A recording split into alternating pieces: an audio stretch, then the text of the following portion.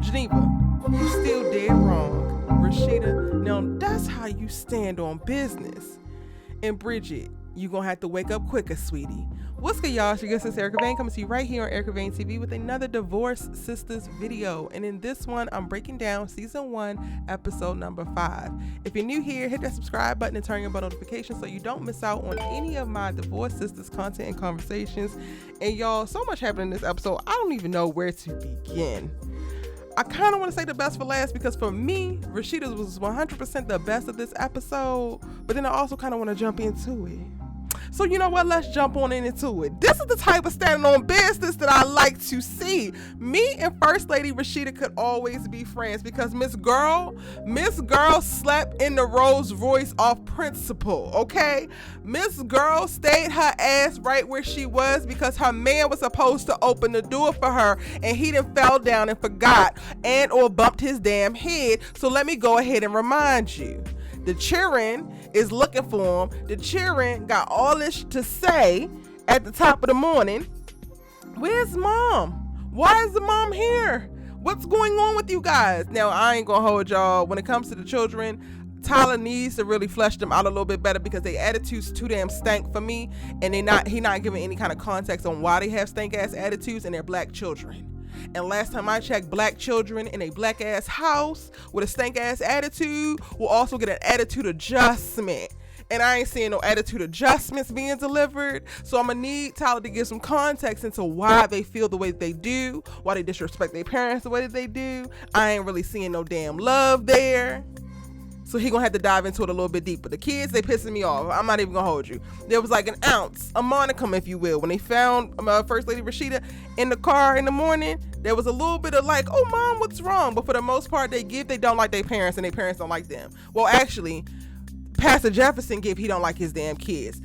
First Lady Rasheda gives, she's at her wit's end. She love these damn kids, but she realizes who they are and what they are. But back to First Lady Rasheda. She is literally in the Rolls Royce all damn night. She is emotional. She is tired. She is pissed. But this is like the breaking point for her when it comes to their relationship.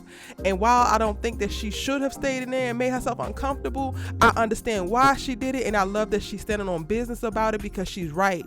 This is literally the personification or the metaphor for what the hell is wrong with their damn relationships. You ain't opening doors anymore, which means you are not actually honoring y'all's nonverbal commitment, y'all's social commitment, y'all's emotional commitment to one another, and that literally trickles into everything else. She is on her goddamn own and you are moving ahead completely disassociated, completely detached, doing your own damn thing, but y'all supposed to be a unit. And you damn sure supposed to be a unit when you're the pastor of a church that her family paid for.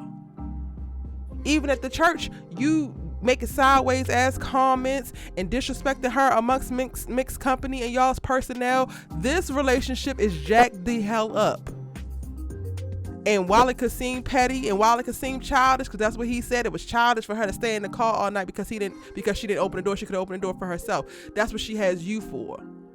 And years ago, months ago, maybe even weeks ago, you were perfectly fine with opening the door. So what happened now? What stopped now? This will 100% be me. Find my ass in somebody's damn marriage and my man starts doing this shit too, and I'll be sleeping in a damn car as well, because what the hell do you mean? I thought I wasn't supposed to touch no doors. I thought that you was a gentleman. I thought that you cared for me. I really, really loved LeToya's performance as First Lady Rasheda in this episode, and I ain't even gonna hold you. There still leaves a lot to be desired when it comes to the writing, but this is also when I think really great actors shine, because it feels like LeToya just endowed so much into First Lady Rasheda, so she was able to bridge the gaps where the dialogue kind of lacked, right? Like, you know exactly what she means, how she feels, what she wants, what she's pissed about. Like, you understand all of it, whether she's outright communicating it or it's nonverbal or it's just the energy that just erupts once he does come around to open the damn door. And I'm not even gonna hold you again. Devon, to me, this was the best episode in reference to his acting. I don't know if this is because of how they shoot. This is him getting into a flow. I don't know if he feels a little bit more comfortable playing the smart alecky dad that just throws some little quips back at the children. And then of course, even, you know, with the confrontation with First Lady Rasheda, he gave out of his depths and he don't know what's going on because you were checked out. So it worked. His acting worked in this moment because of the setup of these things. But I thought that the scene with First Lady Rasheda and Pastor Jefferson was just so profound because it just spoke to how a lot of Black women are forced to navigate within relationships or within partnerships, especially within those that are like unequally yoked. And when she said that you don't see me, I was like, exactly. And he's not even trying to. He's completely checked out. And as the woman who does have a certain level of intuition, as a woman with certain intelligence and means and all of these things that you cultivate with all of the lived experience that you have over the course of your life, you can feel something is wrong, but you don't have the answer because your partner is not meeting you with clear and effective communication or honesty.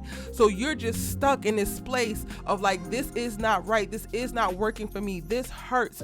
This feels like abuse. This da-da-da-da-da-da-da. And you can't really do much of nothing with all of the feelings and the signs for you that it's not working and that this isn't right until that person can actually come to the problem and be honest about it, and or just to start to speak so that you can walk them to like, yeah, it's a problem for you as well.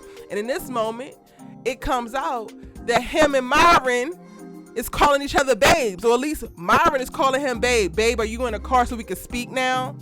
Excuse me, ho? Excuse me? Not you calling my husband babe. On what planet? In what world are you? Baby, when First Lady Rasheda sees Myron again for the first time, I would not be surprised if she slaps the out of that man. Because, excuse me. And the wildest thing about this, and I can't really say too much, I can only like say my thoughts, right? But I have never been married, so I can't speak from a married person's point of view, and I'm not trying to. I'm just on the outside looking in. What is the wildest thing to me about this is the lying behind it. If something shifted for you 5 years ago and you decided that you were actually a gay male or a bisexual male and you were not attracted to me anymore, or you found yourself desiring your assistant, I get that it's not the easiest conversation to have, but it's a conversation that needs to be had. So why not just have it versus dragging me along for the next 5 years, making me feel disrespected, destroying our entire relationship and all the trust that we damn built, versus just being honest about who the hell you are. Because we're ultimately going to wind up having to have the conversation anyway, but if you prolong it behind a bunch of years of lies and deceit, then it just makes it worse. I don't understand that for the life of me, and I don't sympathize with you. I told y'all last time that I wasn't coming up off of Pastor Jefferson's ass, and this episode cemented it. He will never know peace. I will always be putting belt to ass when it comes to Pastor Jefferson. Absolutely, because he's trifling. Nobody is mad if you're gay, sir. Nobody is mad even if you want to leave your marriage. We're mad that you're lying. We're mad that you're disrespectful. We're mad that you're dragging your well-to-do ass wife who loves you when you don't need to. Half of the battle with specifically Black women in romance, whether you married, situationship, boyfriend, girlfriend, whatever the damn circumstance of the label is, half of the battle most of the time is honest communication. Most women are not pissed if you don't want to be with them. They're not pissed if you don't want to do X, Y, and Z anymore. We're pissed because you lied and act like you did for however long you did when I could have went and found somebody else.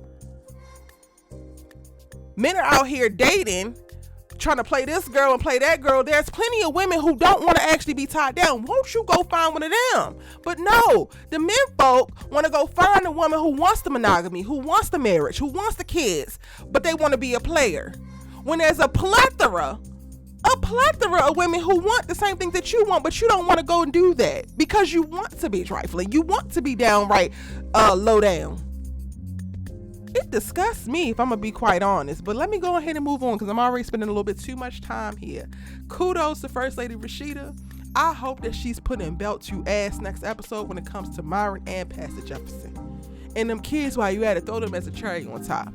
Everybody need to catch hell, and I'm giving her every pass that I could possibly find. I don't give a damn what she do. As long as she don't burn the house down, y'all deserve whatever the hell comes from this. I'm just saying. Now, to a woman who I'm not giving no damn passes to, Geneva, step your ass up, because your homegirl is seemingly really in like, definitely in like more than you have seen her in multiple years. Multiple years she's in deep like with this man that she just met, and you refuse to tell her the information that she needs to color her experience with said man. You also refuse to stop her from pursuing further developing feelings with said man. And then while this is all happening, while you are ignoring certain parts, while you are withholding information, while you are building up resentment and animosity, you are also hovering to also try to low-key, passive-aggressively prevent what you can prevent without providing any context. But she's supposed to be your homegirl. She's supposed to be your sister. If you have friends like this, you don't actually need enemies, because what the hell do you mean? You was hunching on this man 6 years ago, so much so that you was going to leave your damn marriage and you wanted to have a baby with him, and you're going to let me get my hopes up on hunching on this fine ass man? Because of what, Geneva? What exactly? What the hell does be careful mean? It doesn't matter how careful I step, it is nothing but grenades in this goddamn field, and you refuse to pull me back. You just gonna let me fall and probably laugh along the way, because you know that you're dangling some little carrot in front of this man. Javon calls her and says, if you want me to not go out with her, I won't. Just say the word. You knew that man had that in his heart, and you gonna let your homegirl go out like that? Wild work. You don't deserve William. You don't deserve Javon. And I might go as far as to say that you don't damn deserve Anika, because I ain't seen you actually be a mother yet. But I'm gonna reserve that part. I'm putting belt the ass to Geneva as well. She's not coming up off of my shit list, I fear, this entire season. Because these are the type of women that give female friendships the terrible stereotypes that sometimes we might have. And she lucky. She lucky that Tiffany gives pacifist. She lucky that Tiffany gives sense. Because if she was doing this to Naomi would have shot her in the ass by now, I think. Now, Javon, step your fine ass up. Because I was trying to give you the benefit of the doubt, my good sir. I was trying to say, you know what? Maybe he could take the no from Geneva, and Tiffany is a wonderful woman. He's going to keep his options open. He is not trying to play her or just use Tiffany to make Geneva jealous. But in this episode, the opposite becomes very clear. What do you mean if she tells you not to date her, you won't date her? So that tells me that you're doing this to get back at her, and now I'm pissed. I was 100% fine with it. I ain't gonna hold you, because I do think that Tiffany and Javon look good together. Absolutely love it. The sight is, to me, is stunning. It's chef's kiss. But what I'm not going to co-sign is you being a... Go ahead, fill in the blank, Shaw, because I'm trying to do a better job with censoring myself. But clearly I'm not, because Tyler just always got me cussing people out. An F-boy, you being an F-boy, running behind this wayward-ass woman that probably don't deserve you any damn way. You simple, Javon. You simple as hell. And now I can't even root for your fine ass. And now I need Tiffany to figure out quickly that you ain't it, and you was never gonna be it. You and Geneva, maybe y'all do deserve each other in hell. Work that out. Oh, child. I'm gonna go to Bridgette real quick before I circle back to Naomi, because Naomi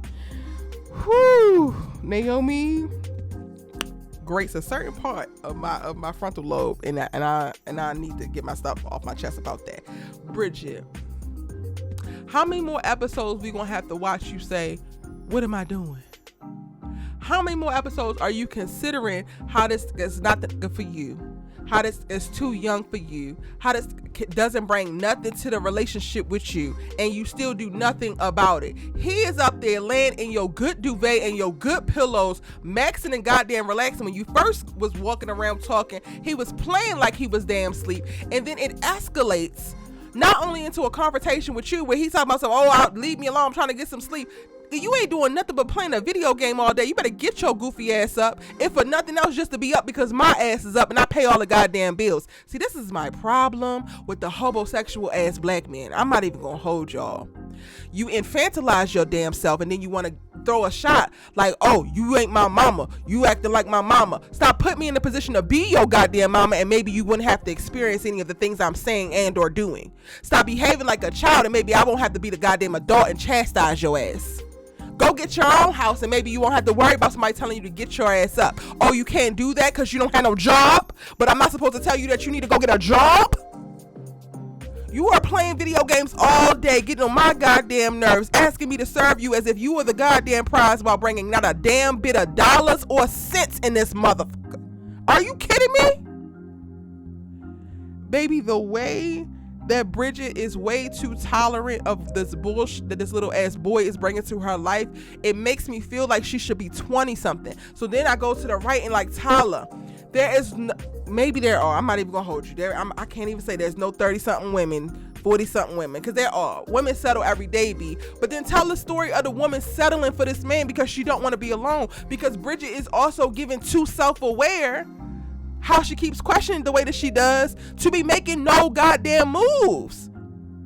This man gets to talk to you all types of crazy and then whip your friend's ass that you begged to give him a job in your damn house. Like, Bridgette, what the hell is going on? Throw him out. You want to sleep your ass on the curb, sleep your ass in the gutter. There's a shelter that got a bed waiting for you. Are you kidding me? This boy talked about he was going to kill this man. Stole that man key to his goddamn business. Said he was going to kill him. They get into this physical altercation. He goes in for the damn killing. You got to stop and you begging. You see this deranged look in his damn eyes, and you going to still sleep next to that? You still going to pay for the Wi-Fi for that to connect on the PS5? Bridgette, you're simple. I want to call you stupid, but I don't want to call you stupid. But ma'am, you're giving stupid. This is nothing but stupidity. Ain't no dick in the world, Bridgette. Not a piece of it that could ever justify what you're going through. And Naomi wasn't right for saying what she said, but it hurt because she was telling the truth. Again, we ain't on Naomi just yet, but watch it. I feel like watching the Bridgette in the homosexual scenes are the worst part for me, because I just do not understand how a woman who seemingly has some confidence, who seemingly has a bunch going on and some sense, how she is still in this circumstance. And then not only that, the homeboy, is his name Curtis, that gave him the job, he wants you. But then, oh no, let's throw up a flag about that. Why are you stepping to me? Don't tell me who I should be with and who I should not be with. Well, somebody need to tell you, because your homegirls, it ain't clicking for you. Where's your mama at? Your mama ain't gonna tell you can't be up here with this little ass boy? You got some sisters? If ain't nobody else gonna tell you, then maybe the man who could probably be a good partner for you should be the one to damn tell you. Since you seem to be stuck on stupid. Let me move on, because that's all I got to say about Bridgette. Her ass is dumb. And she infuriates me. Naomi. Child, Tiffany and Geneva and Javon wait all night to get her out of jail. And Miss Girl is not shaken and or stirred. She immediately goes home and picks up a damn bottle. She immediately starts talking about she gonna sue this, she gonna sue that. She's taking shots at Bridgette, calling her every bit of dumb bitch behind the little ass boy that she's entertaining. She was dead wrong for that, because that's not how you talk to your friend. And I still need an understanding of why do you give a She's complaining, look at what they did to my house. Ma'am, you have $37 million. Hire somebody right now to come put the shit back together. You are not destitute. You are not poor. You are not struggling by any means. No, this should not have happened. But also, you have the means to make it unhappen. So, like, girl, Naomi, I get, is like, I guess the bitter one. But she's a little bit too bitter, because I don't see the love for the friends. And you see the friends showing up. You see the friends consistently being there. And she, I guess, is entitled to the damn love. So she just throws shots and says whatever the hell she wants to say. But she needs a couple more soft moments. Because in this particular season, I get that you don't want to leave your friend when she's at her goddamn lowest. But when you get to consistently disrespecting the people around you that love you, they have every right to walk the hell away. Nobody is entitled to your time, attention, or effort. Even those who love you and you supposedly love them. watching Naomi interact with the girls, I'm just like, I don't understand why they are friends with you, and I don't understand why you give a fuck about the ex-husband, and if you give a fuck about the ex-husband, because I also don't even hear no love. Yes, he was lying about the damn white lady. She was supposed to be a friend, but he was cheating with her. Tyler has yet to infuse in the writing for Naomi, what did their relationship actually mean? If you was there for the money, you got 37 million of it. Maybe you ain't get 60, but you got 37 million. So there's nothing, to me, there's nothing to be mad about there. It seems like the only thing that she could actually be mad about is that she actually loved him, but we're not getting enough of the communication of her actually loving him. She just feels vindictive and bitter with nothing behind it. And typically that's not what happens for women.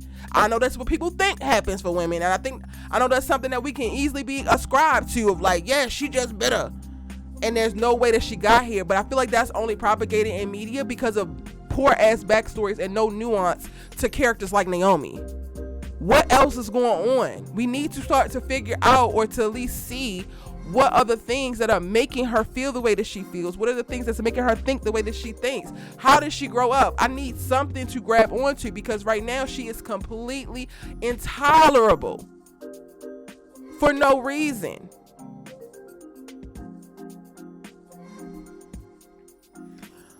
On top of, like, girl, you complaining about Bridgette carrying this little ass boy, but you over here paying prostitutes. It's giving same, honey. You both paying for sex. Now, I ain't gonna hold you. I kind of tuned out on the whole Naomi part, so y'all gonna have to tell me in the comment section what's the details, because I'm not going back before I finish recording this. I'm not going back and rewatch what she specifically asked old boy to do. I don't know his name in here, y'all. The dude who played Doc on All the Queen's Men, she calls him and wants him to do a little extra work. I want to say that she's trying to pay him to kill her ex-husband, but again, I don't remember the scene, because I check out when it comes to Naomi. Like, all of her stuff is so damn surface level that it's the most unserious shit in the world to me. So I check out. So we can have a conversation. Y'all can tell me what was going on, and then I can further tell you what I think about it in the comment section. I got all of that I needed from the episode when it came to Rasheda. Geneva, I'm actually starting to like reading her ass for filth. So there's that. So clearly your girl is still here and doing episodic breakdowns. Tiff, I'm rooting for you. It gives you the only sister with some real sense, which kind of like tracks. I like her a lot. Well, I like First Lady Rasheda a lot as well. And she has sense. She's just going through a lot. She's struggling. So First Lady Rasheda and Tiff are my favorites. Bridgette, I feel indifferent to, for the most part. Geneva, can't stand her. And Naomi, I'm on the way to can't stand her. Tyler gonna have to get quick with the upkeep with her backstory, because it ain't working for me. All right, y'all, those are my thoughts. Let me know yours in the comment section down below. It's your good sis you love to talk TV with, and I'm gonna see you in the next one.